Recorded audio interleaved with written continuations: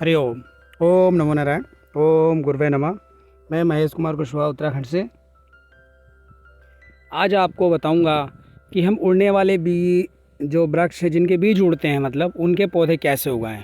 क्योंकि देखिए मैं पिछले 3-4 सालों से उगा रहा हूँ।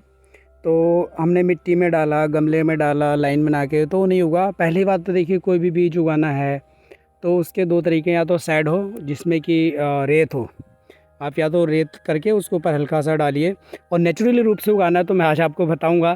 क्योंकि मैंने अभी यहाँ पे जो आप ये देख रहे हो ये खाली जगह, इसमें कुछ बीजासार के पौधे हैं। जबकि हमने घर में डाले थे तो बीज डाले तो उसमें से सड़ गए। जैसे पॉली बैग में डायरेक्ट हम बीज डाल देते हैं ना किसी चीज़ के, तो क्या होता है कि बारिश खूब तेज़ होती है, फिर उसके बाद उसके अंदर उमस हो जाती है पॉली बैग के, तो बीज को सड़ा देती है। लेकिन जब मिट्टी में वो चीज़ जाती है तो नहीं सड़ती है। और मिट्टी में बीज कितना नीचे जाना चाहिए जितनी बीज की मोटाई होती है, ये हमने आज सीखा है। तो इसमें हमने क्या करा, हमने आज कुछ भी नहीं करा था, हम सिर्फ फेंक के चले गए बीज। क्योंकि यहाँ रेतीली ज़मीन है। जैसे ये हल्दी लेट हो गई थी, जैसे आप लोगों को देने के बाद जो बचती है तो हम उसको फेंकते नहीं, वो देते हैं। जबकि देखिए ये लोकडांगा हल्दी है, कोई निराई गुड़ाई नहीं है, आपको पता ही है। इधर ही आमा हल्दी है। तो इसमें मैंने हल्दी बोया और उसके बाद मैंने इसमें सोना पाठे के बीज फेंक दिए। आप यकीन नहीं मानोगे देखो कितने मज़े से बीज उगे हैं। आप ये देखिए, हंसने वाली बात नहीं है। देखिए मैं आपको तरीका बता रहा हूँ कि कोई भी बीज अगर इसे देखिए मिट्टी में डालेंगे, देखिए ये भी सोना पाठा, ये भी सोना पाठा, और ये देखिए इसका बीज देखिए ना, उड़ने वाला जैसे बीज होते हैं जैसे ऊपर के ये देखिए ये भी उग रहा है, ये भी उग रहा है। ये हरापन आ गया नीचे, नीचे से अंकुरण हो गया है। ये देखिए ये पड़ा हुआ, इसमें कोई मिट्टी नहीं डाली, हमने सिर्फ फेंक दिया रेते वाली ज़मीन में। बारिश में अगर आप मिट्टी में डालोगे तो सड़ने के चांसेस रहेंगे। और ये देखिए इधर तो कितने बड़े बड़े हो गए हैं। ये देखिए कितनी घास उसमें सब हो रहे हैं सोना पाठा। ये देखिए 8-8, 10-10। और ये जब बड़े हो जाएंगे 2-2, 3-3 इंच के, यानी 10-12 दिन बाद इसे हम उठा करके पॉली बैग में ट्रांसफ़र कर देंगे या यहीं छोड़ देंगे। ये देखिए मैं परेशान हो जा रहा था बोलने से। मैंने कहा ये मैं पहले भी मुझे पता था कि ऐसे ही वो तो उड़ने वाले नेचर में, बस घास नहीं होनी चाहिए जहाँ फेंकें। देखिए कितने घने जमे। ये देखिए सारे बीज ये देखेंगे सब, ये भी सोना पाठा, ये भी ये है। बस बीज पुराने नहीं होने चाहिए। तो ये सोना पाठा के बीज हैं पौधे। ये देखिए हमने ऐसे ही फेंक रखे हैं, और पूरे में ही मैंने छींट दिया था, उड़ा दिया था। पूरी फली आधी पड़ी थी मेरे पास, ला के मैंने उड़ा दिया। मैंने घर में रखे रखे तो ख़राब हो जाएगी। ये देखिए तो ये इस तरीके से बोना है। इवन देखिए यहाँ पे बहुत सारे भी, देखिए आपको सफ़ेद सफ़ेद से दिख रहे होंगे, ये सब सोना पाठा है। देखिए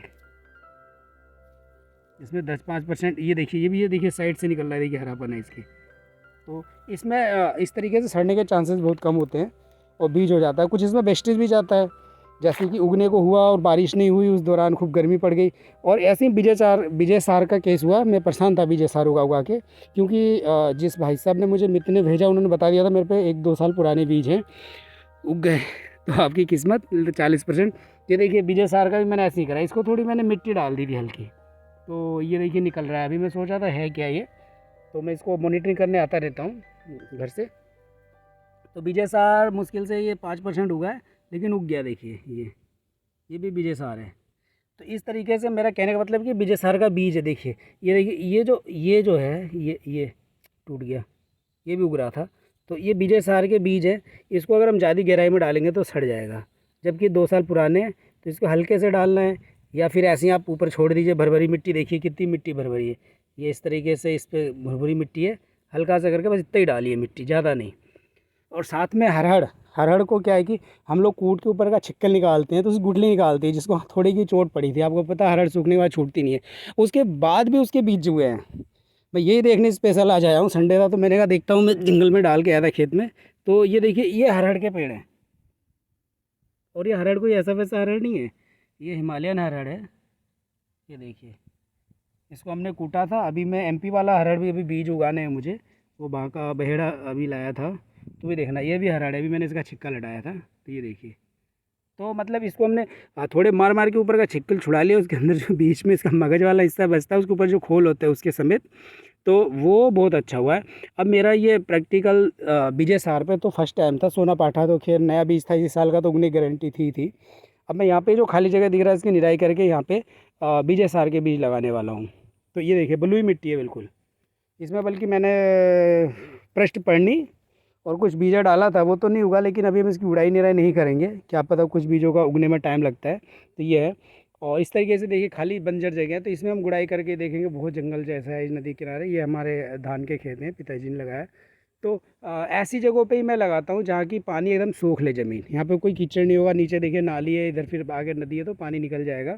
तो ऐसी जगह पे है। और ये भी मुझे पिताजी से टुकड़ा मिल गया इस बार। तो इनमें भी जड़ी बूटियाँ लगानी है, सर्पगंधा, और मैं सोच रहा शतावल लगाने की, तो यूकेलिप्टिस लगाया, इसके बीच में हम लगाएंगे। तो इसमें ही मैं अभी 1-2 दिन में कुछ चारा बोना है, थोड़ा बहुत बोलेंगे, तो उसके बाद बीजे सारे इस खेत में लगाऊंगा।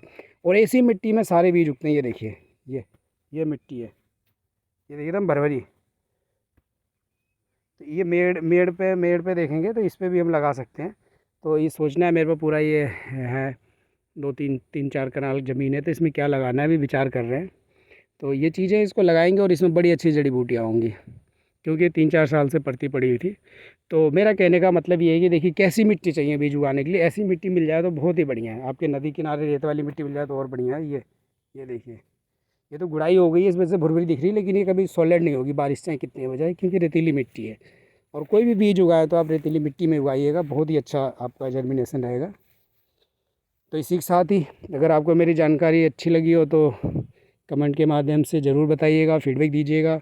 जो कमियां हैं या और कोई आपके पास तरीका हो जिससे कि हम बीजों को उगा सकें, जिससे कि कम से कम बीजों का नुकसान हो और अधिक से अधिक बीज पौधे बन सके, तो ज़रूर बताइएगा। आप लोगों का बहुत बहुत धन्यवाद। जय हिंद, जय भारत, जय आयुर्वेद, जय प्रकृति माता की।